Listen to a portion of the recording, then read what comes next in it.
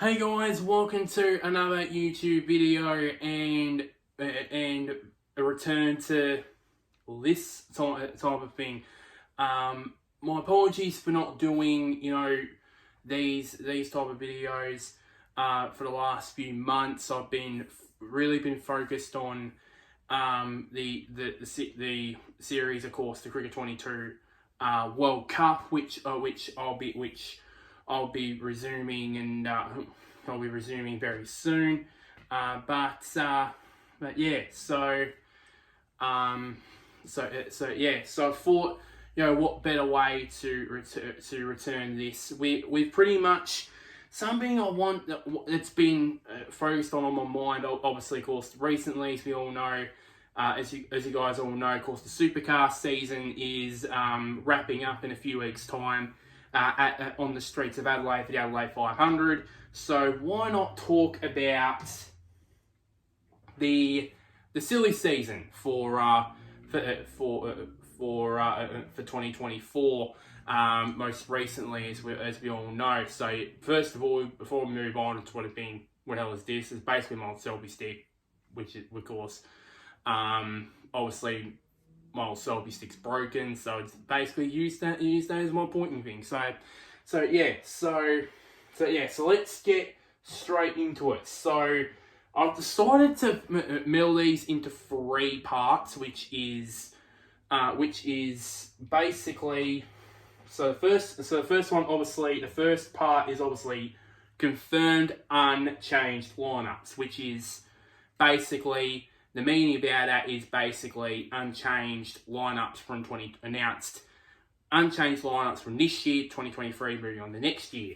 So, and those are basically, of course, DJR obviously, which have had a bit of a lackluster season. They've picked up a little bit in the second half of the season, it's so far, well, as much as basically this guy here, Anton De Pasquale, is actually in the top 10 of the championship now after a bit of a bad start to the year, getting to grips with the Gem 3 car. Obviously, we all know this guy here, Will Davison, he's been one of the top drivers in the championship over the last few years, probably since he's been at DJR. So, not surprisingly, they've retained their lineup. One of the teams that I think have benefited from these new Gem 3 rules, and that is this team here, Premier Racing, or Newlon Racing, as they're called, obviously sponsored by Newlon. Obviously, Tim Slade and James Golding. Not surprisingly, they've been retained. It's a no-brainer, really, as I said. Premier Racing. I think probably them alongside with Matt Stone Racing have been the two other teams that have benefited most from these new Gem 3 rules this year, and hopeful of going to the next level in 2024. Possibly getting a win next year, or maybe at the Adelaide 500. Who knows? Now it's moving on. So only two. That's it. It's only two. Only two teams currently that are not changing their driver lineups from this year into next year. Now we move on to the confirmed the confirmed lineups that are going to be changing. And the first obvious one, obviously, is Erebus. We still can't believe that this team and this man here, Brody Kostecki, is basically favourite to basically win it. Who would have thought that? Who would have thought that 12 months ago? That this, I wouldn't have thought, to be honest, I wouldn't have thought this guy here wouldn't have been top 5 in the championship for this year. I wouldn't put him in the. I wouldn't put him in the top 5 in the championship, let alone the championship lead, and let alone the championship lead with one round left, with a massive lead, by the way. So yeah, that was a bit of a mouthful to say, but still. So they have benefited. I said a moment ago about Premier Racing benefiting most from it. But this is the team that benefited most. Benefited most. Now, the question might ask is, why is Erebus now the best team? Because the rules with the Gen 3 is a bit of a quick fact about this is the Gen 3 Camaro was developed by AAA, while the Gen 3 Mustang was developed solely by DJR. So pretty much, and then basically that's basically been sold all the way around. So basically all the Camaros from all the teams are basically, or the chassis and car itself are basically developed by AAA. All the others, like gearboxes, that sort of stuff, I would presume, engines, that sort of stuff, that's basically all themselves.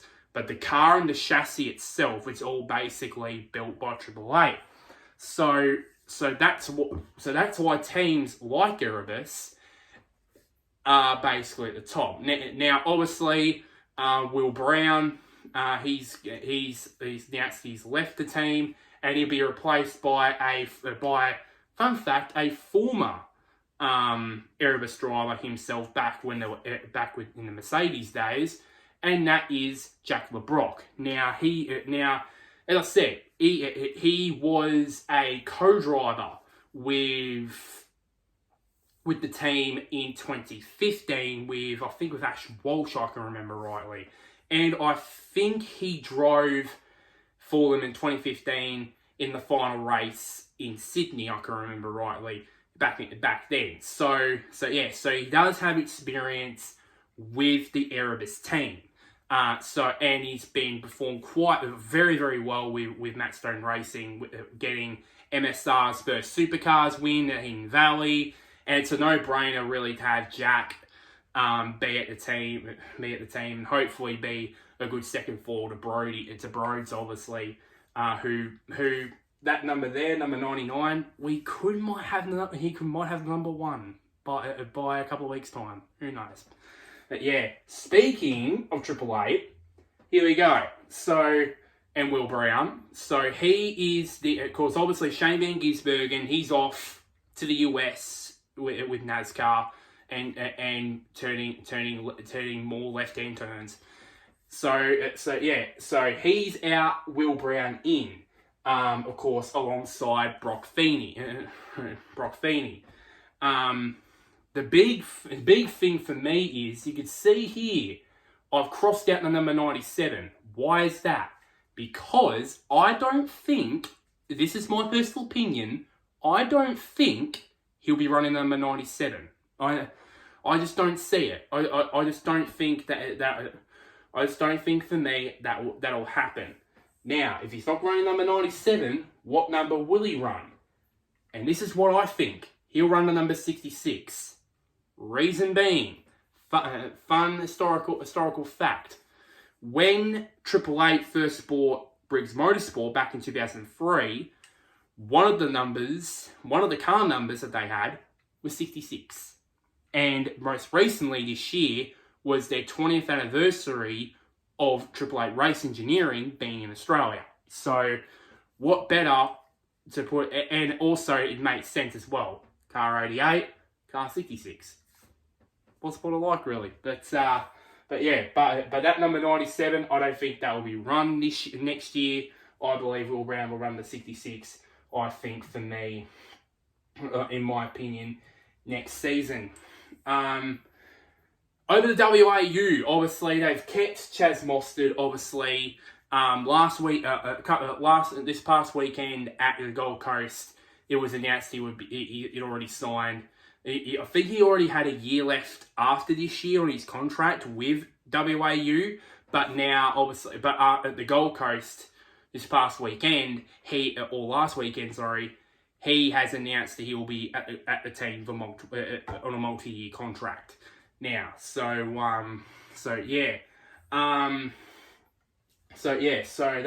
no-brainer. Now, So now, obviously, the big story is his teammate, which is Nick Percat out, rookie Super 2 sensation Ryan Wood in. Now, this surprised me to a certain degree because he only has spent 1 year in Supercar. Only spent 1 year in Supercars, in Super 2, I should say. And I thought it'd be a bit of a surprise. I thought maybe they would have secured maybe someone, maybe I don't know. Maybe I thought maybe they could maybe gone harder at luring Richie Stanaway to the team. I thought, but for the but looking back at it now, I think for the long term of the team, I think Ryan Wood is perfect for that. Perfect for that because obviously Chaz, as we all would love to still call him a young driver, he's not getting any younger. Let's just be frank. He's not getting any younger. He's entering. I think he's entering his 30s. I believe. I think he's already in his 30s. I think. And yeah, so how appropriate for a young teammate like him, to be in that team next year. So it's more appropriate really. But those were my opinions of him. Team 18, obviously, Frosty's still going to be at Team 18 next season. But obviously, at the number 20 machine, Scott Pye is out. He's going to go to Triple Eight Race Engineering for a enduro drive. We don't know. Probably most likely with Will Brown because I would assume Feeney and Whincup will partner up again next year. I would presume. But yeah, so as I said, Pye out, Davey Reynolds, who ironically has come off of a win this past weekend at the Gold Coast. He's now at Team 18.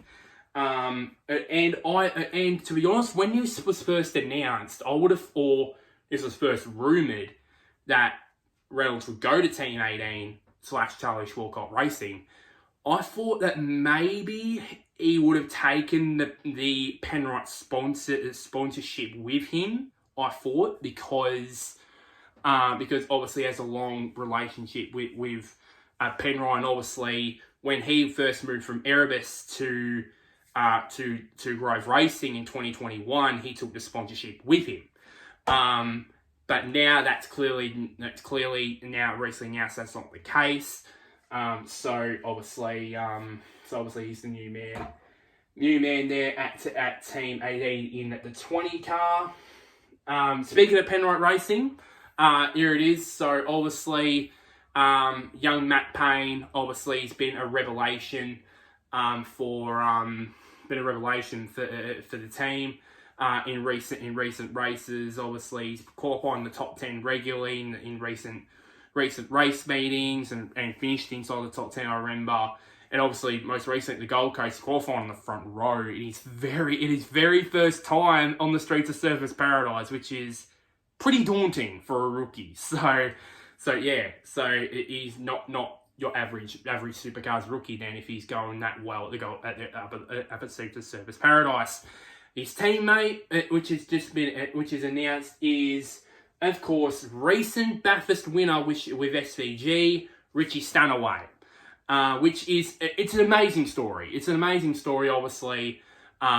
International driver, had dreams of driving Formula One, didn't get there, came to Australia, absolutely set the supercar fraternity on fire when he won with Cam Waters at the 2017 Sandown 500 and did very well at the Bathurst 1000 that same year. Dan was announced full-time to drive with Tickford. That did well. Went to Gary Rogers Motorsport, which is ironically the final year of GRM in the supercars. Then he announced his retirement, stating that he was, didn't have any motivation. He actually retired.